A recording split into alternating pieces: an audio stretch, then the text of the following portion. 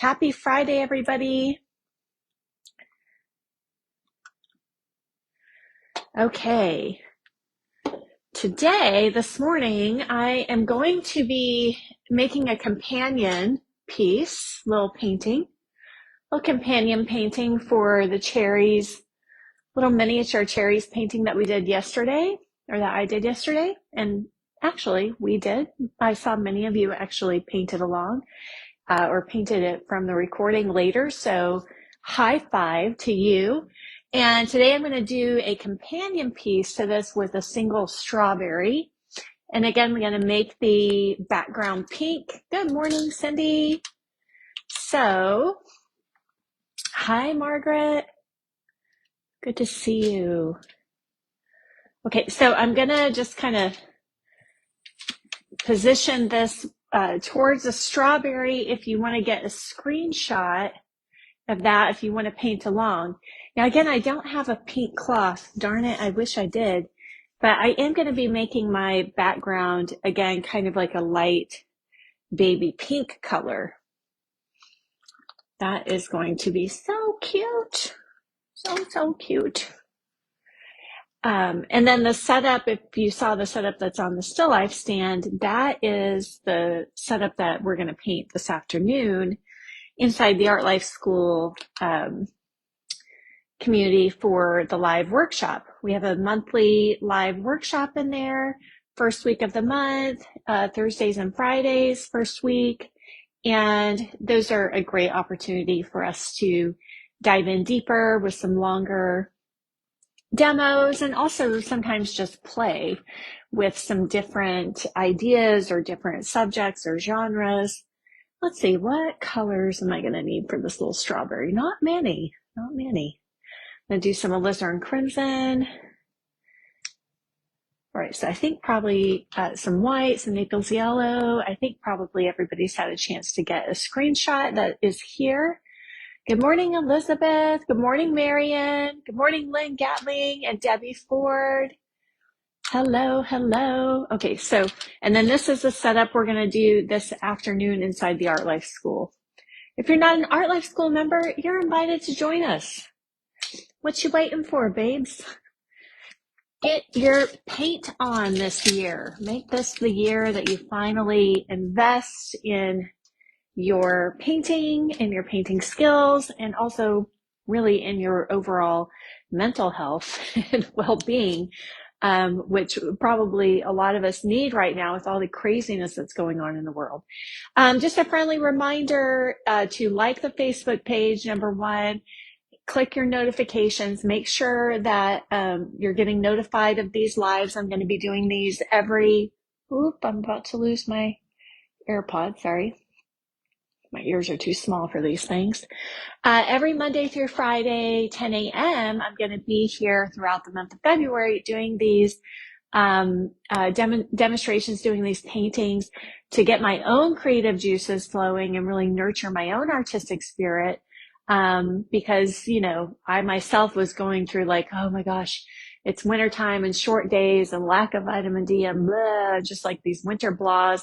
And after a big transition of moving and coming back from Europe. So, I'm noticing that a lot of us are kind of feeling a bit more revived through these. I myself am, and I've heard from a lot of you that, these demos are also helping you feel more inspired and kind of get your creative juices flowing again. So I'm so happy for that. And the other announcement I want to make sure everybody knows about is that every week this month, I'm giving away a complimentary DVD of art lessons. You just need to be on the email list. So just go to artlifewithkelly.com and make sure that you get on the email list there. There's several ways to do that whenever you go to that website for free. And you know if you're on the list if you get emails from me. So if you don't get any emails from me, then you're probably not on the list and you want to go over there and get signed up for a chance to win one of these this month. All right. And speaking of winning, I think, yesterday's cherries painting was a good example of this. There's actually something, let's see if I can zoom in here. Hello, there we go. There's actually an effect in a study called, called the winner's effect. Have you guys ever heard of this? The winner's effect.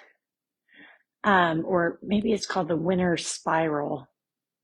I can't remember what the name of the book is, but they've actually done scientific studies both on humans and animals on this thing called winner's effect.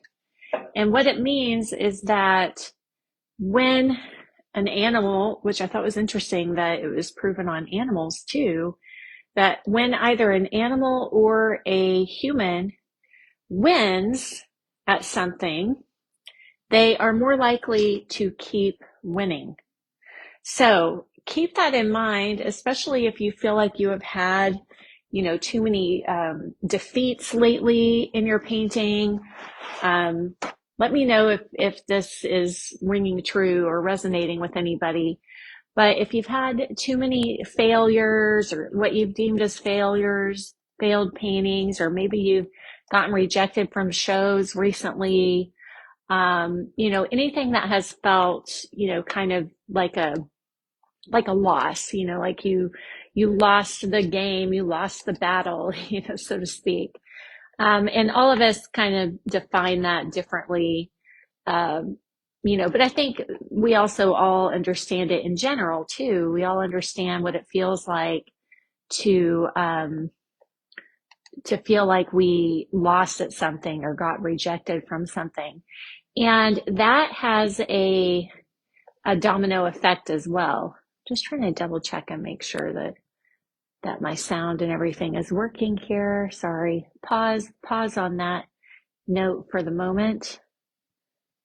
Am I even showing up? I think I am, but I just want to be sure before I just keep painting and talking. Not showing up in the news feed. My own video from my own page is not showing up in my news feed. Here we go. Okay. Hello, tiny paintini cherries. Yes, so I could call these paintinis. Yes. Let me just double check that my sound's working.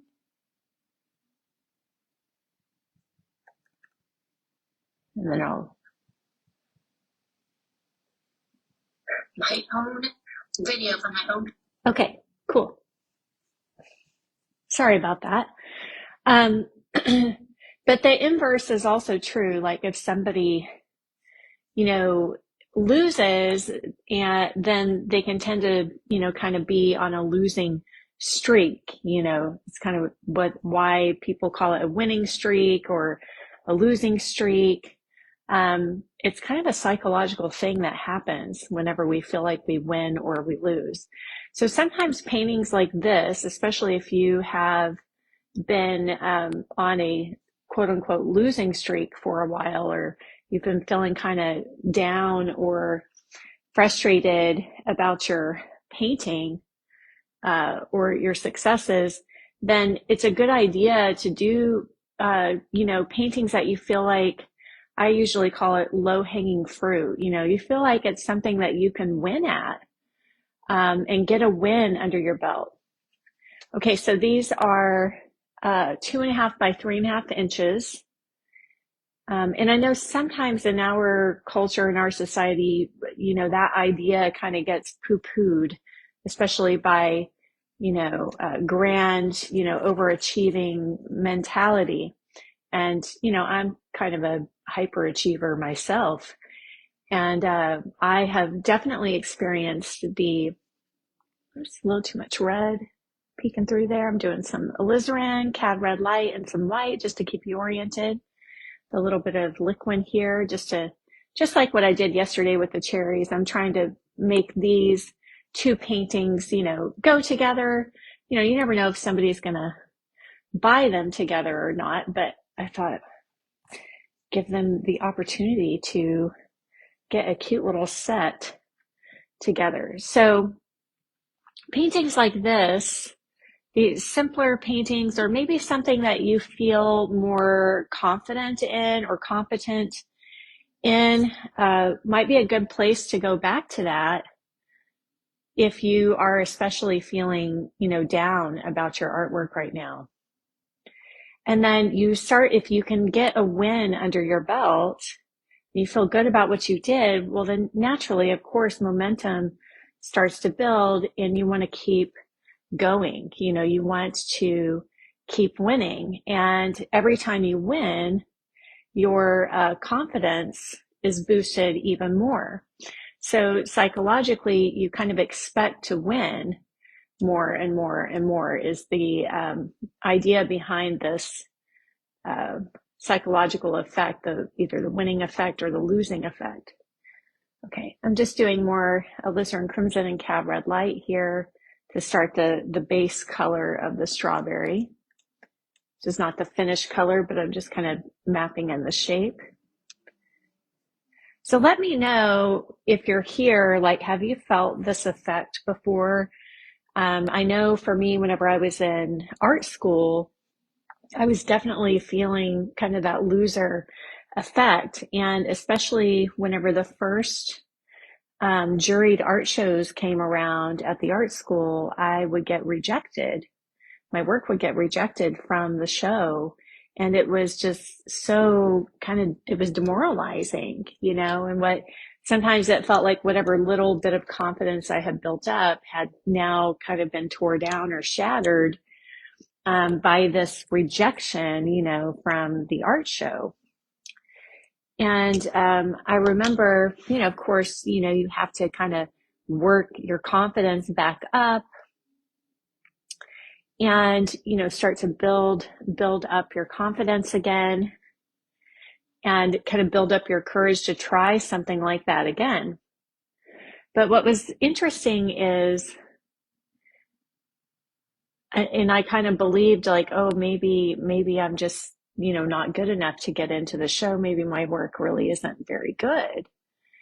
I'm going to do some black with this cab red light and get the shadow a little bit darker here for now. But then what was interesting is there was a student run, it was a non-juried show. It was a student run art show, art sale. And I was really excited to try to sell some paintings. I really needed the money. And also, I was just curious to see if people would respond to my work. And I think I was year 2, or I think year 3. I was in my 3rd year of art school. And that was such a huge win for me because, I showed up to this student run art show and, I sold my first painting. It was a good example of like how there's a domino effect, or kind of an upward spiral whenever you start winning. I sold one painting and it was like, wow, I was on cloud 9. I was so happy and excited that I had sold a painting, and then that energized me more. And then my energy went up and my, enthusiasm went up. And then the more that people came in, the more paintings I sold. And, so it was just really, for me, it was such a good example of that upward spiral, that winner's effect. And what was interesting was that it was such a strong experience and strong win that the next time I got rejected from the student jury spring show the next spring, I actually went and I fought for myself to the faculty and said, like, why did my work get rejected? My work is good. So it was really interesting, the transformation that happened in my mind and in my psychology in just 1 year's time, based on that. And I really believe it is that winner's effect, that psychologically there was a transformation in me that I was like, no. I win. I'm a winner. Like I'm good at this. So, but we can have big examples of that. We have small examples, small kind of daily wins or losses. So just kind of assess maybe where you're at. Do you feel like you're winning right now in your artwork, or do you feel like you're on the losing side of things? I would say, do you feel like you're more on the losing side or the winning side? And you can also just look at, like, do you feel like you've had more wins lately or more losses lately? What's the ratio been for you? Say like 0% to 100%. Do you feel like you've been having 50% wins, 50% losses? Let me know in the comments below. It's a good thing to keep track, internally of how you're feeling, and whether or not you feel like you're winning enough, because we know from scientific studies that if you feel like you're losing too much, you're more than likely to give up. Give up on your goal, give up on your dream, give up on your paintings. If you feel like you're losing too much, or you feel like you're failing more often than you're succeeding or winning. Oops. Okay, so the green color I was using, in case you're wondering, is ultramarine blue, cad yellow deep. I don't know what this thing is doing, having technical difficulties. And I'm going to make a lighter version of that for this back little leaf on this cute, cute, cute red strawberry. And I'm going to use some cad lemon, some Naples yellow, and some ultramarine blue again to get this kind of lighter. Maybe I'll just take that off the canvas. I probably should have painted that one first because the dark one's overlapping in front of it. But I can make another brush stroke here and there. I love how these are so cute and curly. There's so much fun gesture in these little green leaves, and that's going to contrast really sweetly, nicely with the pink and red in the painting. So basically my advice is, if this is resonating with you and you feel like you have kind of lost some of your mojo, your artistic mojo, check and see, like, if it's because you feel like you've been losing too much lately or failing too much. And how can you get back that winner's edge, that winner's energy? Because that's where your mojo will get boosted up more. Wiping that green out of my brush, I'm just going to put in a form shadow on the strawberry with some alizarin crimson and ivory black. This should be a bit darker in value than the cast shadow on that pink cloth, because this red on the strawberry is a darker value color.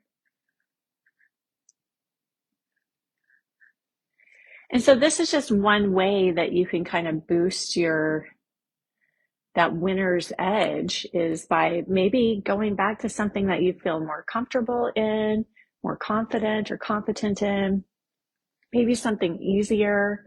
And sometimes our ego or our left brain will start to go, oh, well, this isn't really, you're not really winning because you're taking the easy route.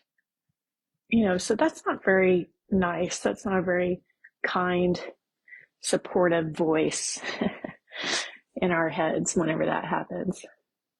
So try to ignore that and just try to, quiet that and assure that part of you that, we are going to push and challenge ourselves again. We just need to kind of get our bearings back or our confidence back and feel more comfortable at the easel or have more fun.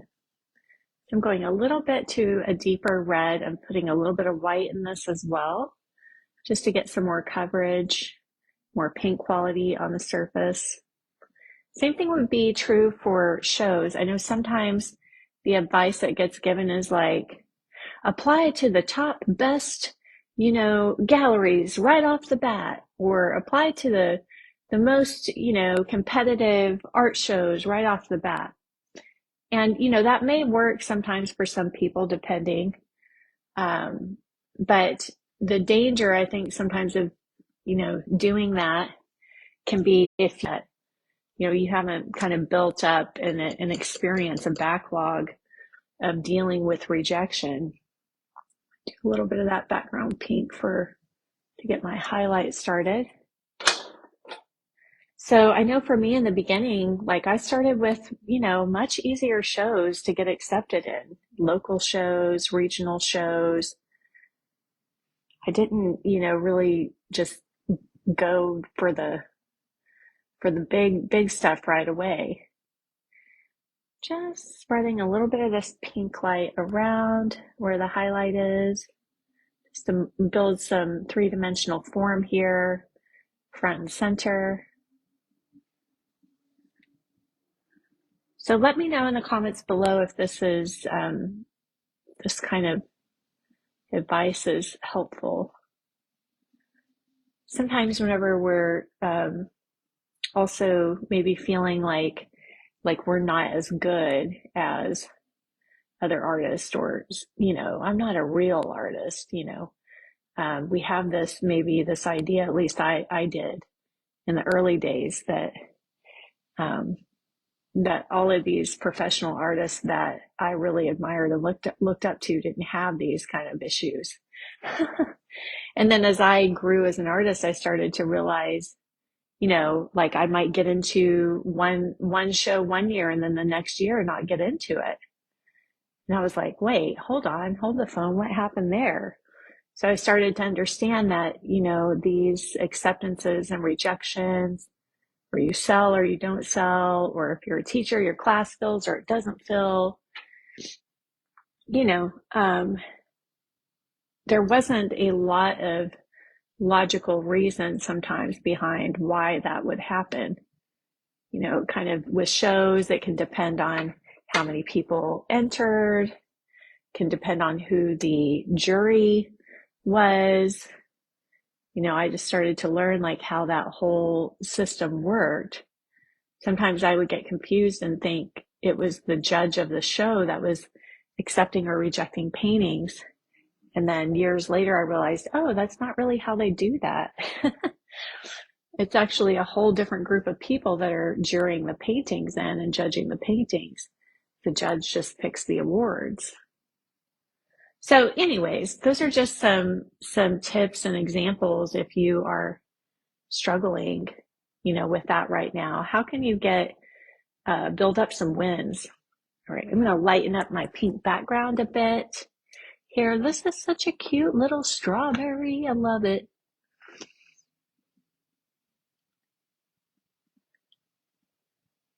Oh, you're so welcome, Cindy. Cindy says, I've been rejected from 3 shows in the last few months, and unfortunately the impact is terrible. Yes. So that's a great example. And sometimes, we get really gung ho and we're like, I'm going to win this year. I'm going for this goal, and there's nothing wrong with that. And you really put yourself out there and push yourself. And of course, there's always some amount of risk, and there's feelings that we would rather avoid feeling, right? It's actually why most people don't even submit to shows or really put their work out there, because they actually have a pretty deep subconscious fear of they'd rather not feel that way. They'd rather not deal with that feeling of rejection. So they stay small, they keep themselves small. They keep their work small. They stay in the shadows. They stay in the back row, so to speak. And sometimes too, it can happen the opposite, where people have success, but then, maybe they feel like now everybody's envious of their success. And I know that would sometimes happen to me in elementary school. I remember like in, what was it, second or third grade, we would have multiplication contests, right? Where you'd have to try to do your multiplication tables, and whoever won, the teacher at that point had a competition where whoever completed them all correctly the fastest got this huge cookie, every week. And it had like M&Ms on it. It was like an M&M chocolate chip cookie. And so I would win this. I was really good at multiplication tables, and I would win this contest almost every week. And the other kids started getting really upset, that I was winning too much. So the opposite can happen too. And so a coping mechanism I started to develop was I just started losing on purpose so that other kids would like me, and so that they wouldn't feel intimidated. So I started pretending like I was not as good as I was, So it's pretty fascinating stuff to look at, how we can hold ourselves back. But the main thing I wanted to share today is, like, if you feel like you've been on a losing streak, how can you get yourself back on a winning streak? Maybe it's not by getting into a show right away, or maybe it is. Maybe there is, like I know Cindy, in your case, you had a big win last year with your, your solo show at that was it like an art show or art festival, and you sold a bunch of paintings. And I remember, like, you felt so good about all of that. So sometimes that can happen too. Like, we boost up our wins, but then we can have a bunch of losses, after that really kind of, see, you were fooling yourself, you're not really ready yet to do all this. That was just kind of a fluke. We start thinking all these kinds of thoughts and things like that. So, which is not true, right? But sometimes when we're suffering in silence by ourselves and we're not talking about it, we're not asking our peers or our friends, or we're not letting support in. Sometimes, like, sometimes people are trying to tell us, like, no, that's not true. That's just a silly thought that we all of us would probably have those same thoughts. And then because we won't let in the support, sometimes we just want to, misery loves attention. Right? They say misery loves company, but misery loves attention. See, we kind of have to look sometimes at, like, why do I not let these good thoughts in, and I'm only kind of entertaining these negative loser thoughts. What am I getting out of that? Okay. Pam says, let's see, I'm going to read some of these comments because I'm already done with the painting. It's so cute. It's so cute. Maybe I need to do before, maybe a couple of seeds. Let's do a couple of seeds. I was trying to put those in. I'm going to do a little bit of alizarin crimson. And with that red, just like a little deeper red to indicate a few seeds. I try to keep that away from the highlight zone because that's going to mess up the highlight and darken that area. And I want to keep that area nice and lit up. So good. I hope this conversation's been helpful. And I just want to read some of the other comments that are coming in, because I think this is so important. Building our skills is so important, but also this side of things is very, very important. If you're not painting consistently, if you're not continuing to work on your skills, you're probably dealing with some of this crap. Marion says, haven't entered any shows, but I feel rejected when I post paintings for sale and no one buys them, but they give compliments about how good they are. The story of my 5 years of painting. Yes. Does anybody else relate to that? Oh my gosh. Or like whenever you maybe make a post and you're excited about a painting, but you post it on social media and then it's like crickets and nobody responds. And we can kind of go into a downward spiral on those sorts of things too. Pam Engel says, awesome feeling when I had a painting accepted into a local show. The following year, 2 were accepted and also 2 other shows. Awesome. And here's the truth we all know is that we can't win all the time. right? Like, or most likely we won't win all the time, right? Every single show we enter, where's my comments? They left. Every single show we enter, most likely chances are we're not going to get into every show we enter, right? Most likely we're not going to sell every painting that we create. I've never sold every painting that I create. I still put work out there and get crickets or social media posts that, don't get much interaction or engagement or whatever. So, we know this logically, but there is a part of us that, just it still is hurt or wounded or fearful that what we're doing doesn't matter, that doesn't matter to other people, that we're not good enough, so we can still, we can understand the logic, the logical explanation, but then we still have these feelings to process, right? So I think it's mostly the thing I want to encourage everybody to do, myself included, is to really meet ourselves with loving kindness and also set ourselves up for success. If you feel like you have been losing more than winning, I would say you kind of want to feel like you're winning at least, I would say 70% of the time. At the easel, 60 to 70, I would say is best at the easel, or if you're pursuing, this career as a career, you want to feel like you're winning more than you're losing. So what are the ways that you can kind of set yourself up to win more than lose so that you can keep that upward spiral momentum going? And sometimes it is taking time to reframe some of these experiences. Like, how can I pay attention to where I'm winning? If I put out a social media post and, nobody offers to buy the painting, but they comment on how beautiful it is. There's a couple of things I can do there. I can reframe the commentary as a win. I can also look at, like, now, did I put a price on the painting? Did I make it clear that it's for sale? Did I ask for the sale in my post? Did I make it easy for people to buy? There's all that stuff too. So selling is also a skill set that takes time and investment. And I learned that the hard way as an artist as well.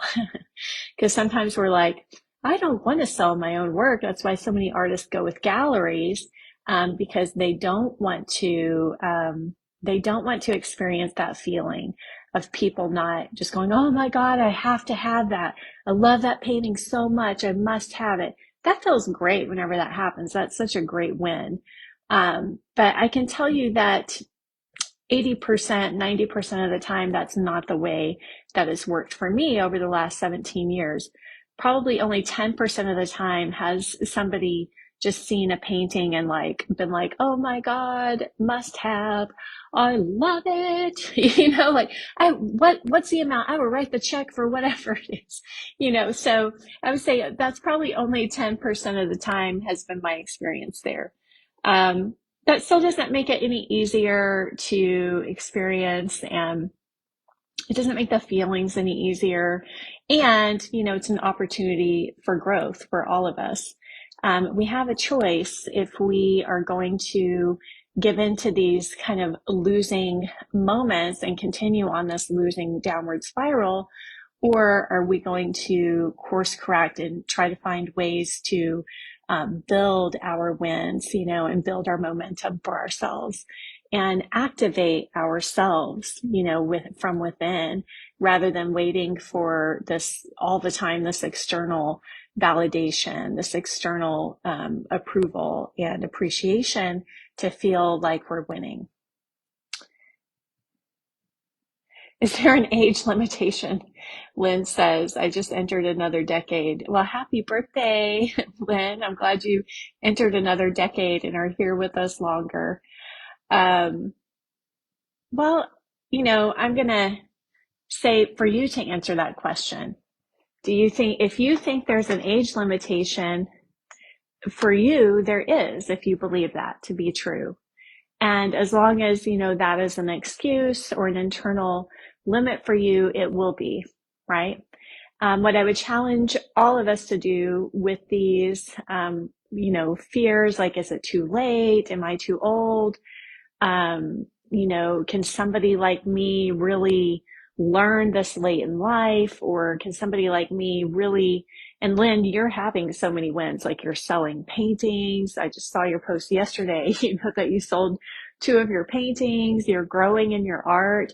And so again, we have to really watch out for, that side that wants to come in and kind of steal the rewards that we've reaped, and kind of take our attention away from all of these wins and all of these rich rewards that we really have planted the seeds and harvested and grown, and now we're reaping those rewards. But there's, sometimes these fears, these self-doubts and inner dialogue, and sometimes outer dialogue, or just fear of outer dialogue, can really rob us of the joy of that and the full experience of that, right? So I had a teacher coach once that would say, like, how good can you let it get?